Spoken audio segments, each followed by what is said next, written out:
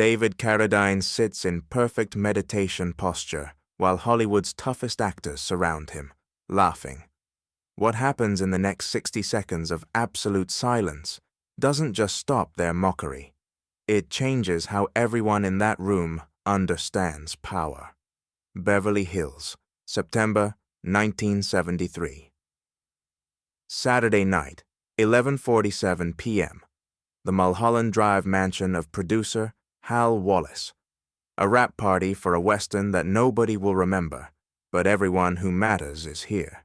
The kind of Hollywood party where deals get made over whiskey and careers die in bathroom conversations. The living room smells like expensive cigars and cheap cologne. Crystal glasses catch light from a massive chandelier. Men in perfectly tailored suits stand in circles, measuring each other, competing even when they're celebrating. The laughter is too loud, the handshakes too firm, and the smiles too perfect.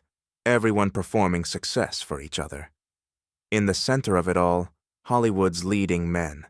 The guys who get the tough guy roles, who play cops and cowboys and soldiers. Steve McQueen leans against the mantelpiece, scotch in hand, that cocky grin that made him famous. Charles Bronson stands nearby, silent but imposing, radiating the kind of quiet menace that fills theaters. James Coburn gestures with a martini, telling a story about a stunt gone wrong. Lee Marvin sits in a leather chair, long legs stretched out, surveying the room like he owns it. These are men who've built careers on projected strength, on convincing audiences they're dangerous, on selling masculinity in its most traditional form. Hard drinking, hard fighting, hard living. Are real men who don't need therapy or meditation or any of that California nonsense. In the corner, almost invisible, David Carradine sits cross-legged on a Persian rug, eyes closed, back straight, hands resting gently on his knees. He's been there for 20 minutes, perfectly still, breathing slowly and deeply. He's not performing meditation for anyone. He's just meditating, finding center in the chaos. At 31, Carradine is still building his reputation. Kung Fu made him recognizable, but these men see him as something different, something softer. The pretty boy who got lucky with an exotic TV show. The actor who talks about Eastern philosophy instead of cars and women. The one who sits in corners, reading while real men drink and compete. Steve McQueen notices him first, points with his scotch glass. "Look at that," McQueen says, loud enough for everyone to hear. "Carradine's doing his guru thing again." Conversation's quiet. Heads turn, everyone looking at the man sitting motionless in the corner. "Jesus," Charles Bronson mutters. "He's been like that for 20 minutes, just sitting there." "It's called meditation," James Coburn explains with mock seriousness. "Very spiritual, very deep, very, what's the word? Zen." Lee Marvin laughs, a harsh sound that cuts through the party noise. "Zen, right. I got your Zen right here." He holds up his whiskey glass. More laughter, other men joining in. The circle grows as people notice the entertainment. Hollywood's tough guys mocking the weird actor in the corner. "You think he's actually doing something over there?" McQueen asks. "Or just pretending to be wise?" "Hard to tell with these method actors," Bronson says. Maybe he's preparing for a role. Buddhist monk. Very challenging. The mockery gets louder, more pointed. Someone makes a joke about incense. Someone else does a fake meditation pose, exaggerating the stillness, making his face comically serene. The laughter spreads through the room like wildfire. Through it all, Carradine doesn't move, doesn't react, doesn't open his eyes or shift position or give any sign that he hears them. His breathing remains steady. His face remains calm. He sits in perfect stillness while chaos swirls around him. This makes them more aggressive. "Hey, Carradine!" McQueen calls out. "You getting any enlightenment over there?" Any cosmic wisdom coming through? Nothing. No response. No acknowledgement. Maybe he's broken, Coburn suggests. Should we call someone? A mechanic? A spiritual advisor? Lee Marvin stands up, walks closer to where Carradine sits. The room watches, sensing something building. You know what I think? Marvin says, his voice carrying that dangerous edge that made him famous in the Dirty Dozen. I think this whole meditation thing is bullshit. I think it's hippie nonsense for people who can't handle real life. He stops 3 feet from Carradine, looking down at him. I think real men deal with problems head-on. They don't sit in corners pretending to be Buddha. Still no response. Carradine's breathing doesn't change. His posture doesn't shift. He remains as still as a statue, as if Lee Marvin doesn't exist.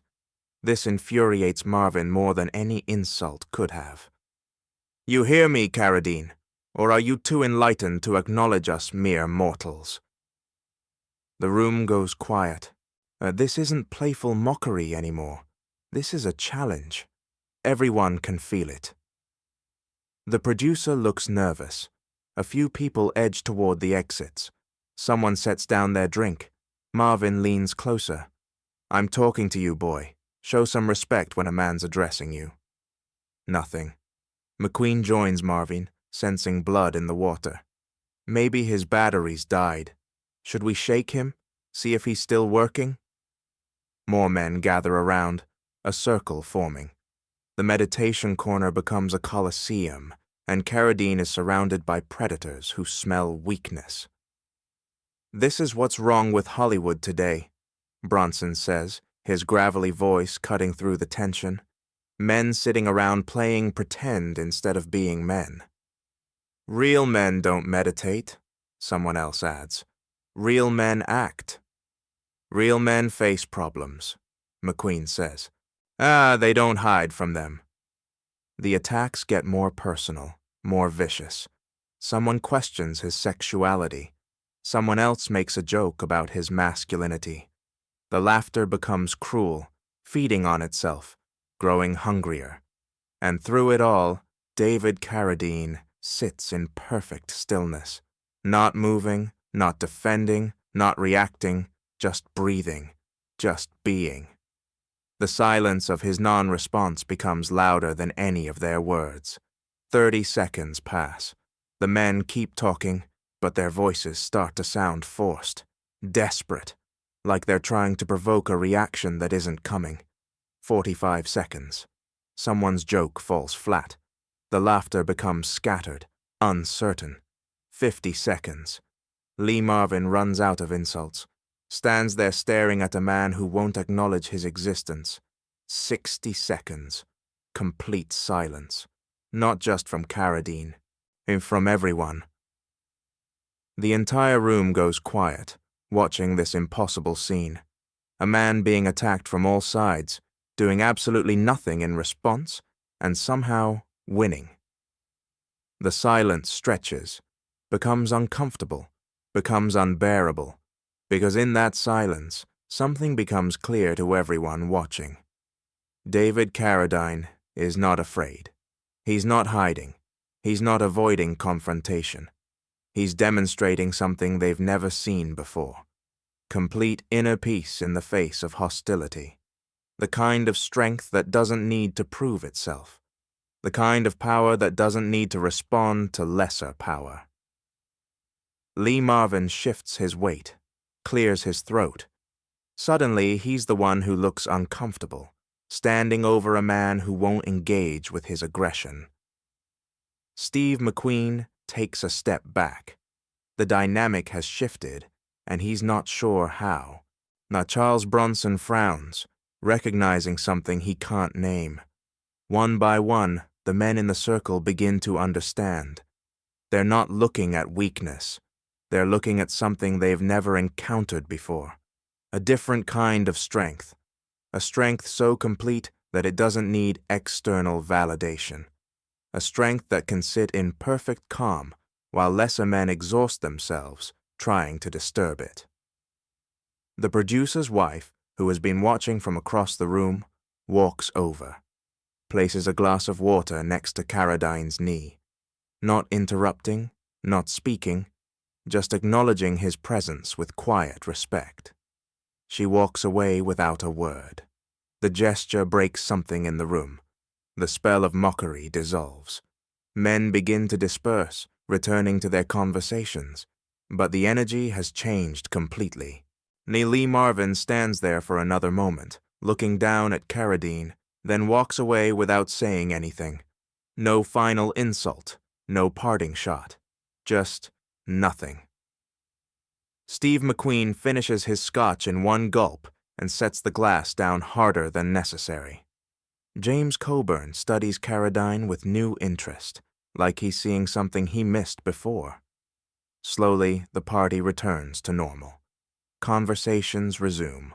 Laughter comes back, but softer, less aggressive.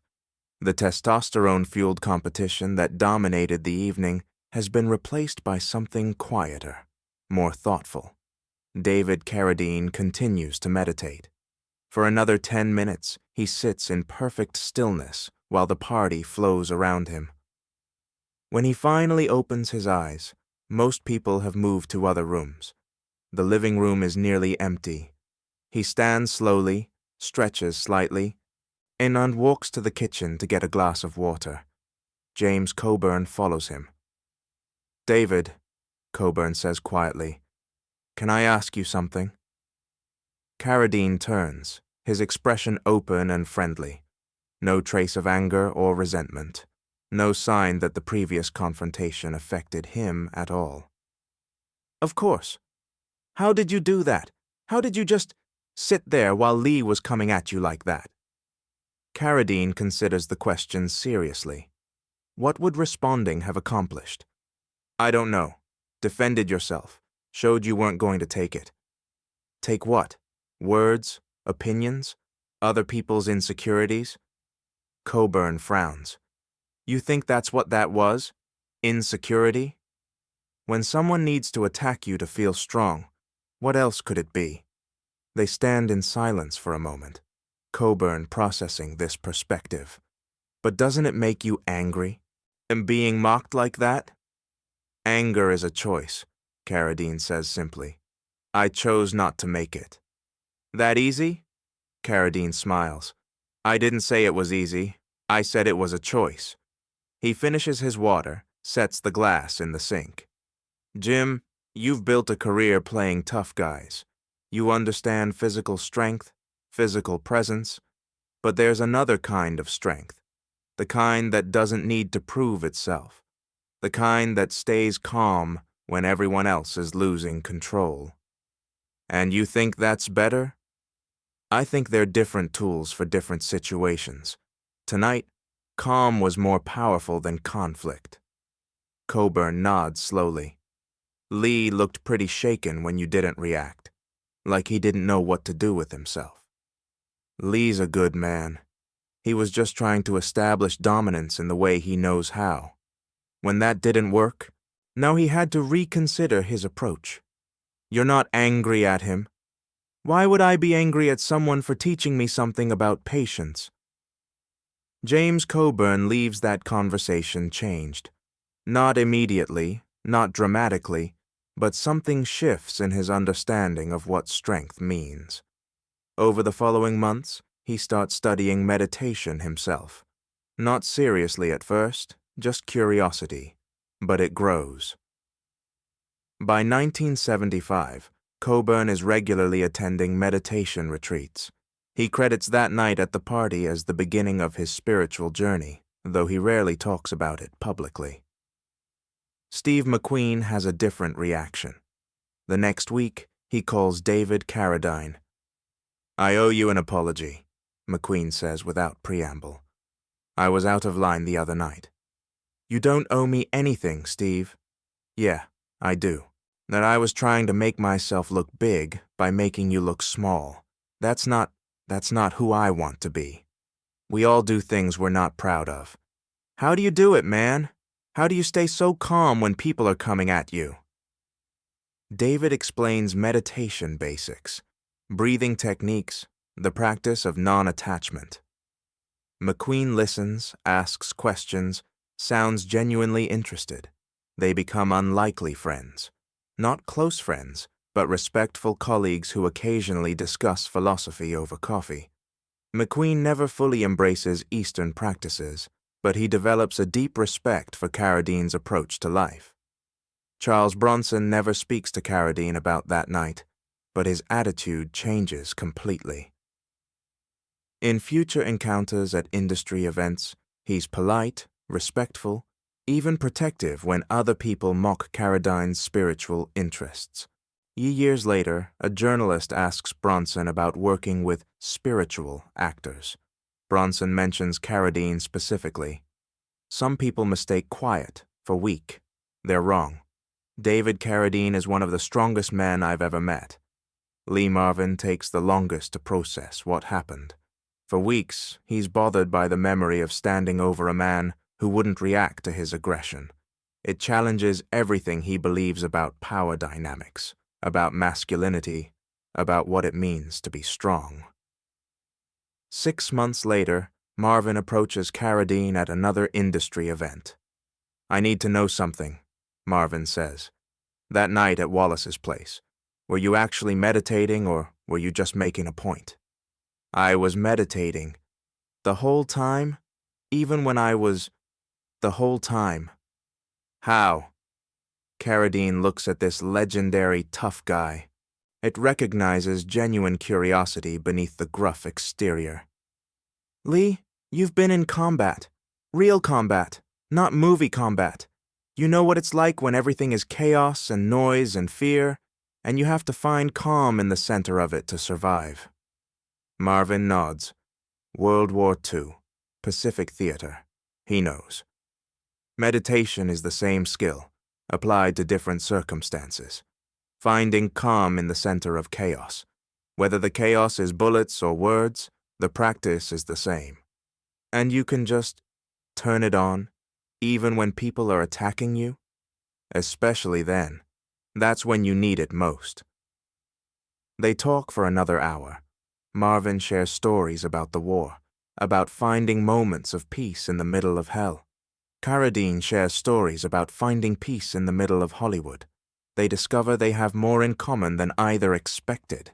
That conversation becomes the foundation of an unexpected friendship. Marvin never meditates, never adopts Eastern philosophy, but he develops profound respect for Carradine's mental discipline. He starts defending him in industry circles, shutting down mockery with his legendary glare. "Don't mistake quiet for weak," becomes Marvin's standard response when people mock Carradine. That man has something most of us don't. The story spreads through Hollywood, gets embellished, becomes legend. The night David Carradine sat in perfect stillness while the toughest men in movies tried to break his calm. The night 60 seconds of silence proved more powerful than decades of tough guy posturing. But the real impact isn't in the legend. It's in the lives changed. James Coburn discovering spiritual practice. Steve McQueen learning respect for different kinds of strength. Charles Bronson understanding that quiet can be powerful. Lee Marvin finding an unlikely friend who helped him process his war trauma. One night, one party, 60 seconds of meditation that changed how 5 men understood power, strength, and what it means to be unshakable. David Carradine didn't fight that night. He didn't argue or defend himself or prove his masculinity through confrontation. He simply sat in perfect stillness and let his inner peace speak louder than their aggression. That's power. Not the kind that dominates others, but the kind that can't be dominated. Not the kind that needs to prove itself, but the kind that proves itself by not needing to. Sometimes the strongest response to attack is no response at all. Sometimes the most powerful thing you can do is demonstrate that nothing external can disturb your internal calm. That's what David Carradine taught Hollywood's toughest men in 60 seconds of perfect silence. That true strength isn't about what you can do to others. It's about what others can't do to you. And when you reach that level of inner peace, you don't need to announce it, defend it, or prove it to anyone. You just embody it. And everyone around you feels the difference.